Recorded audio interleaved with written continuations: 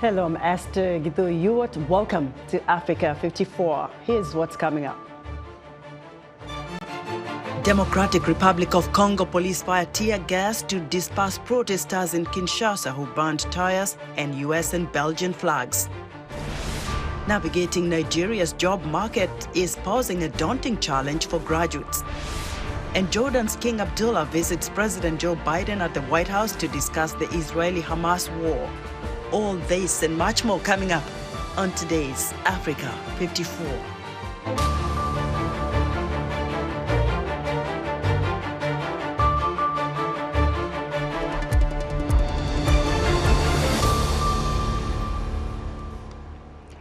The U.S. State Department's Global Engagement Center is exposing Russia's intelligence services for providing material support and guidance to the African Initiative, a new information agency focused on Africa-Russia relations that is spreading disinformation regarding the United States and European countries.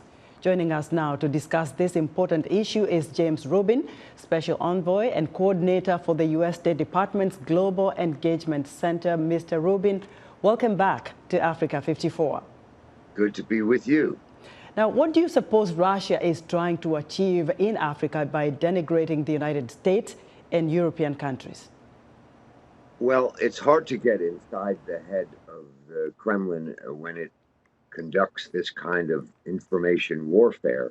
But if I were to imagine their objectives, I think it's a frustration for Russia that the United States, over the last 20 years, as Secretary Blinken said during his trip to Africa, has spent something like $100 billion in health initiatives that have really been probably the most successful programs in history in the health area, the PEPFAR program and others like it, that have saved countless lives for Africans. And the Russians probably find that frustrating.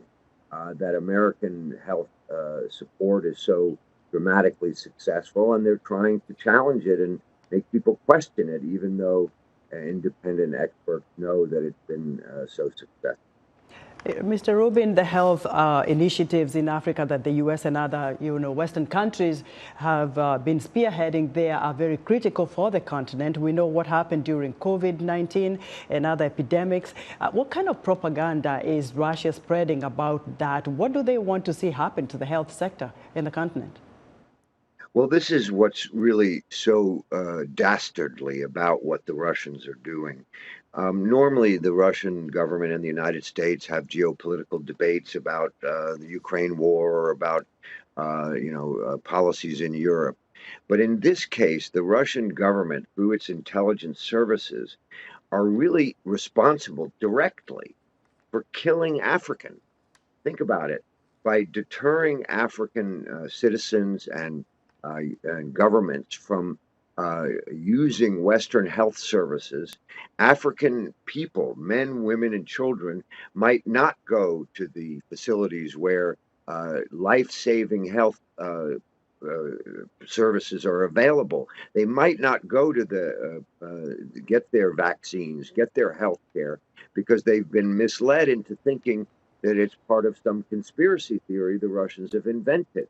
So this isn't just dangerous for U.S.-Russia relations. Russia's intelligence services, by doing this, they are showing they don't care about African lives because they are deterring Africans from getting urgently needed health care that everyone knows in Africa has saved lives. And instead, they're making up stories about biological weapons testing and conspiracy theories that they've used in Ukraine and elsewhere. And that's what's such a tragedy about this. It's not just the foreign policy consequences, but it's the lives and health and welfare of individual men, women, and children in Africa are being put at risk by the Russians. Mr. Rubin, do we have names or organizations of Russia's recruits in Africa, and which countries are they operating from? Well, we do know that a man named Artem Karayev is the leader of the African initiative. He's called the chief editor. This is a guy who, previously worked in Latvia, helping a member of parliament avoid, getting kicked out of the country and stuff like that. you can imagine what his real job is. And what he's doing is hiring local individuals, some of whom come from the Prigozhin enterprise, which has brought such chaos to West Africa and such damage to the people of Africa. And they're collecting these nefarious characters to try to persuade Africans to not get needed health care. Think of how monstrous a disinformation campaign this is. This isn't just one of these war and peace things between the United States and Russia. This is something that's costing lives for Africans, and I certainly hope that everyone who is made aware of this. What we're doing this for is we're trying to inoculate the journalists, the governments, the people of Africa to a Russian disinformation campaign that would prevent people from getting their needed medical service. Has the United States notified any of these countries' leaders on what's happening, and do you have any reactions from there? Well, you can be sure that we have been working closely with our African partners throughout the region, and we know that we are operating at a very, very early stage. You know, we got some very, very special information here that allowed us to expose Russia's intelligence services, and we are sharing that information with our partners, and we're doing it very, very early because we are hoping that by coming out with this information so early, that we will prevent the disinformation campaign from gaining traction, that will prevent it from spreading across the region. If Russia gets its way, they're hoping that dozens of African countries will not use Western healthcare, will not benefit from these hundreds of billions of dollars the United States and Western countries and private individuals have been spending to save African lives. And if we get this early, if we inoculate the people, the journalists and others to at least raise the question when they see these conspiracy stories, where did it come from? Is this from the Russians? Does this have a made in the Kremlin stamp on it? And we hope that it will avoid the damage that would otherwise be done. Oh, very informative, but also scary to hear that kind of propaganda. Mr. Rubin, thank you very much. You're very welcome. James Rubin is a special envoy and coordinator for the U.S. State Department's Global Engagement Center. Police in the Democratic Republic of Congo fired tear gas to disperse protesters who burned tires in United States and Belgian flags near Western embassies and United Nations offices in Kinshasa. Rachel Graham has the details. Police in the Democratic Republic of Congo fired tear gas to disperse protesters in Kinshasa on Monday. Demonstrators were burning tires and US and Belgian flags near Western embassies and United Nations offices. They accused the West of supporting neighbouring Rwanda, which is alleged to back the Tutsi-led M23 rebellion. We are claiming our rights. France and the United States are fostering the war in the eastern DRC by supporting the rebellion. A country like Rwanda cannot fight against the Democratic Republic of the Congo. We are marching. We are not breaking or destroying people's property, but the head of the police is sending his officers to chase us away. The M23 group's recent advances threaten the strategic eastern city of Goma in the conflict-hit eastern Congo region. Rwanda has denied accusations that it backs M23. However, Congo Western governments, including the United States and Belgium, as well as reports from a United Nations expert group, indicate that the rebel group benefits from Rwandan support. Decades of conflicts in eastern Congo between myriad rival armed groups over land and resources and brutal attacks on civilians have killed hundreds of thousands of people and displaced more than 7 million.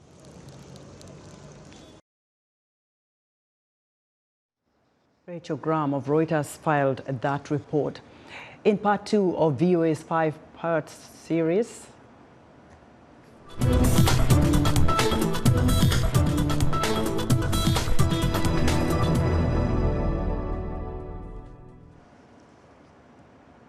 In part 2 of VOA's 5-part series on unemployment in Africa, we look at Nigeria, where navigating the job market poses a daunting challenge. Gibson Emeka speaks to 2 young people in Abuja who shared their experiences during a prolonged job search. I'm Jim Moses Udi. I graduated from National Open University of Nigeria, BSc Information Technology. I was having high possibility of getting jobs before my graduation. 9 months down the line after my graduation, I've applied more than 20 places. I've been out on a newspaper stand, applying online. I don't know, there's no reply from any of the organizations. I've made effort to work with them so far. Because I have so many things to be done, of which I have not achieved anything because of lack of job. And for me to survive, I'm using barbing as a means of survival. Even my certificate, I've kept that aside and queue into barbing for me to survive. My name is Favor Efesin Ingefe. So I'm 24 years old. I've been searching for jobs since 2019. I've not been able to get a tangible job doing. I've walked around with my CV. So I submitted CV in different offices for job employment. But I did not get a response. What they kept telling me is they will call me after the interview. They said they will call me, but they didn't call me. Currently, I'm learning how to make hair. My name is Awa Arwa. I retired from Federal Ministry of Education some 4 years back. We know that one of the greatest problems about the job market is the skills gap.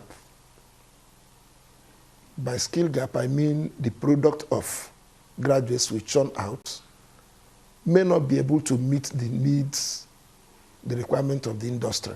It's true that there are no jobs, but another major factor is the ones available, will they be able to render that service? Can you bring, why is it like that? There is no synergy between the industry and the institution.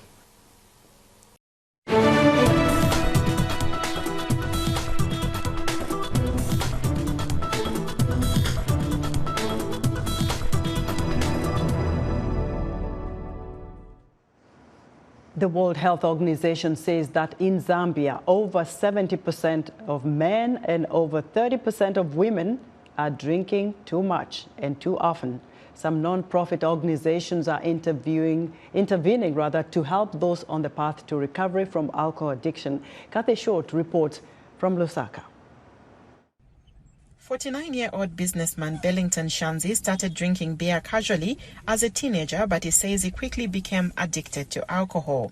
My family and relationships were broken because it would lead to, little time with, I'm a married man, little time with family, little time with even, your own siblings and everything. You shun everything. Your budget is distorted. In the end, your life just becomes, centered on alcohol. You become selfish. Bellington has just completed a 3-month alcohol recovery program at Serenity Wellness Center, which focuses on providing medicine and therapeutic solutions. The program costs $245 per month over a 3-month period. This price tag is beyond the reach of most Zambians, where the average salary is between $300 and $350 per month. The fees cater for logistics like food, medicines, and administrative costs for alcohol recovery participants during the program. For those who cannot afford it or are also grappling with mental health issues, the center offers some free services. Kapambwech Konto is Serenity's founder and executive director. He says part of the problem is that alcohol is cheap and easy to get in Zambia. Almost every shopping mall has alcohol, almost in every shop. So people have this opportunity where they're able to buy at any point, at every small instance, every corner in Zambia as a spot where alcohol is being sought. Chikontwe says that an average of 7 people turn up for help at Serenity every day, and he says his center is helping about 60% of the people that go through the program, while 40% relapse. 38-year-old Musonda Kahenya also says he has completed his alcohol recovery program. He has been sober for a few months now. Because of the heavy drinking, I started missing days from work, losing jobs. Then later on, started having a lot of bills in bars. I overdrink what I can afford. So it became quite a burden, especially on my family members. In 2018, the country enacted a national alcohol policy that sets opening hours for bars and restricts sales in markets and shopping malls. It prohibits consumption by people under the age of 18. But Chikontwe says that policy isn't being enforced and points to media reports indicating that 42% of alcohol consumers are between the ages of 13 and 15. Chikontwe says his organization is working closely with the government to urgently fine-tune the national alcohol policy. So like in other policies, we need to sensitize the population based on the existence of this policy, but as well as on the content. Zambia's Health Minister Sylvia Masebo told VOA that they recognize the problem and says the government will prosecute those ignoring the national alcohol policy. But activists say that's not enough and are calling for tougher measures like fast-tracking the prosecution of offenders to send a clear message. Kathy Short, VOA News, Lusaka, Zambia. Jordan's King Abdullah II, the first Arab leader to visit the White House since October 7th, met with President Joe Biden to discuss a hostage deal and the future of Gaza. Jordan is pushing a ceasefire while Biden has appeared to criticize Israel's strategy. VOA's Anita Powell reports from the White House and warning this video contains content that some viewers might find disturbing.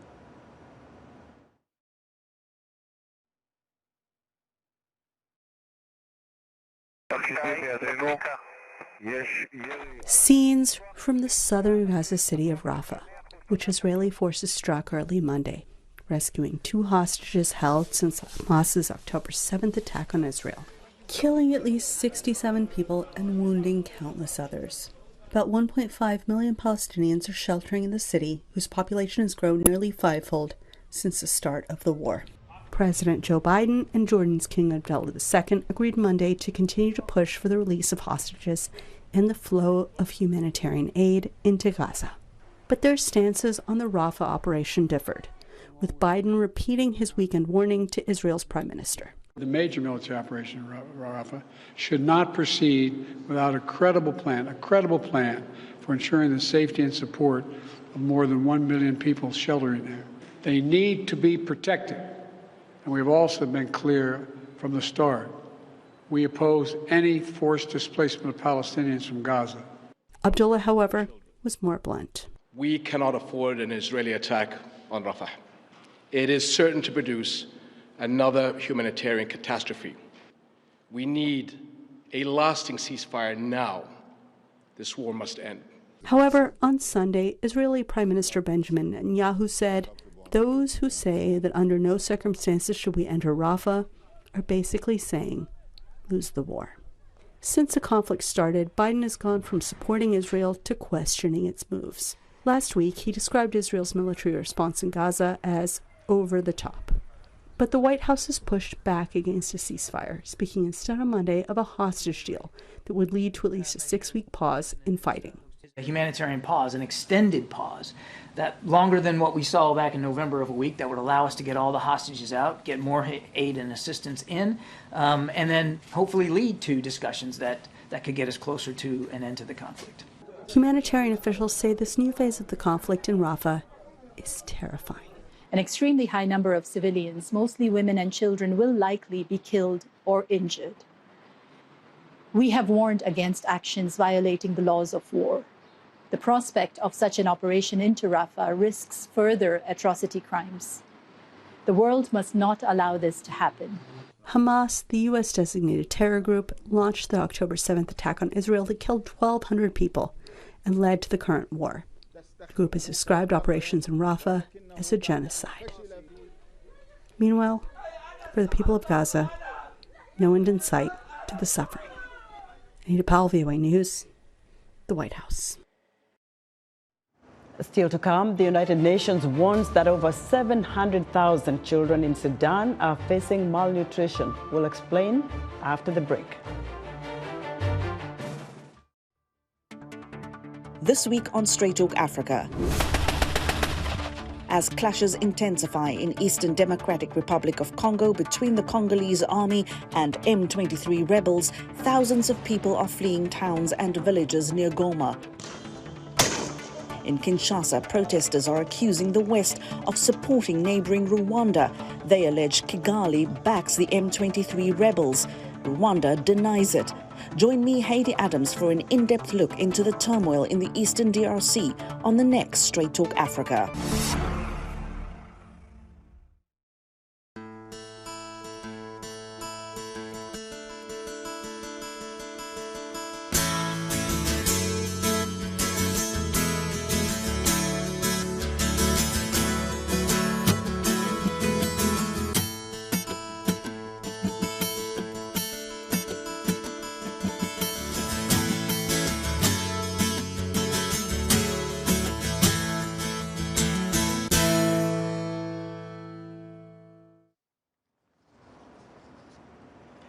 In other news, the Tunisian Forum for Economic and Social Rights says over 1,300 migrants were reported to have died or went missing off the Tunisian coast last year. Tunisia has replaced Libya as North Africa's main departure point for people fleeing poverty and conflict across Africa and across the Middle East in the hope of a better life in Europe. Senegal's communication ministry on Tuesday told mobile operators to suspend internet access due to planned protests that were banned by authorities. Amid political unrest, at least 3 people have been killed in demonstrations across the country that started after President Macky Sall postponed the elections that were planned for February 25th. And Ethiopia's independent state-affiliated Ethiopian Human Rights Commission says government security forces killed at least 45 civilians in a massacre in Amhara state in late January. The killings in the town of Merawi follow months of clashes last year between Ethiopia's military and Fano, a self-defense militia. University researchers in the U.S. state of Maryland are using artificial intelligence to better diagnose and treat serious medical conditions. VOA's Julie Tabo has more. Biomedical engineering researchers at Johns Hopkins University are working to transform heart patient care. They can now create a personalized digital model of a patient's heart, a digital twin, and use artificial intelligence to help better predict who is most at risk. We do contrast-enhanced MRI of the heart, and then we combine that contrast-enhanced MRI with all the clinical data that's known for the patient. This is combined with survival analysis, and we can tell over 10 years what is the risk of a patient of having sudden cardiac death. Unlike segmented images most often used today, Professor Natalia Trayanova says whole images of the heart produce more accurate predictions of which patients need defibrillators. We provide these deep learning algorithms that are multimodality. They represent the patient's condition much better. At the Sidney Kimmel Comprehensive Cancer Center at Johns Hopkins, Dr. Victor Velkulsku is leading research into developing new ways of detecting early-stage lung and other cancers. He and his team observed that cancer cells grow and replicate more chaotically than normal cells. So when those cells die, they leave behind telltale characteristics of fragments of DNA circulating in the blood, called cell-free DNA, which carries clues about whether a person may have cancer. The team developed a technology called Delphi, which uses novel machine learning algorithms to analyze fragments of that cell-free DNA. We look in the blood, we identify molecules of DNA called cell-free DNA, and we look for the profile or the patterns of this cell-free DNA as a way to identify those individuals who have cancer versus those that don't. Velkulsku says improved blood tests could lead to greater cancer screenings worldwide. Julie Tabo, VOA News, Baltimore, Maryland. The United Nations warns that over 700,000 children in Sudan could suffer from malnutrition this year because of the ongoing conflict. And joining us via Skype from Paris, France, for more insight is Jean-Guy Vatou, Head of Mission for Sudan with Médecins Sans Frontières, also known as Doctors Without Borders. Jean, welcome to Africa 54. Thank you for having me. Now, you just returned from Sudan, where you saw firsthand the crisis that is unfolding. Can you give us an overview of the current situation? Well, most of the territory of Sudan has been hit by this recent war that started in April last year. Out of 45 million inhabitants, 7 million have been displaced, some of them going to neighboring countries, most of them staying into Sudan, and part of them being displaced several times from one place to another, fleeing the fighting. Now, the situation is, of course, very difficult for that population. It's a major economic crisis that is also happening. It's very difficult to make a living in Sudan. People rely on money that could be sent from their friends abroad or in the very few safe cities left in Sudan. And the situation, we had seen it deteriorate for the past weeks in MSF health structures. We wanted to measure it. Made a mortality and nutrition survey in North Darfur, in a camp called Zamzam, a very big displaced camp. And the results are more than alarming. They are already catastrophic. The mortality rates are 3 times the emergency threshold, that is 6 times the normal mortality you should see in that camp. The malnutrition is huge. 40% of women lactating or pregnant are malnourished. For children, it's 25%. 1/4 of children have acute malnutrition, among them 7% severe. Severe malnutrition, that means that those children, if they don't receive food and treatment, will die in the coming weeks. So a catastrophic situation, really. So what are MSF's key priorities when it comes to taking care of those issues that you mentioned, especially to improve the health conditions of the children in that country and the women you mentioned here that are pregnant, lactating, and others really are suffering because there's no medication, as that's what we hear? No, you're right. Drugs is very difficult to come by in Sudan. MSF is running projects in 10 states. We're doing hospitals mostly. And of course, we will step up the malnutrition programs in direction of those children that are malnourished. But that's not going to be enough. That's even maybe not going to work at all if there is not a major effort made on food distribution, general food distribution for this vulnerable population, who could be as much as 10 million people in need of food distribution, water, and of course, to allow all this, protection of this population. Jean-Guy Vatou, thank you very much for your insight on Sudan. We thank you for joining us today. And that's our show for today. Be sure to watch Africa 54 on our website at voaafrica.com. From all of us here in Washington, thank you for watching.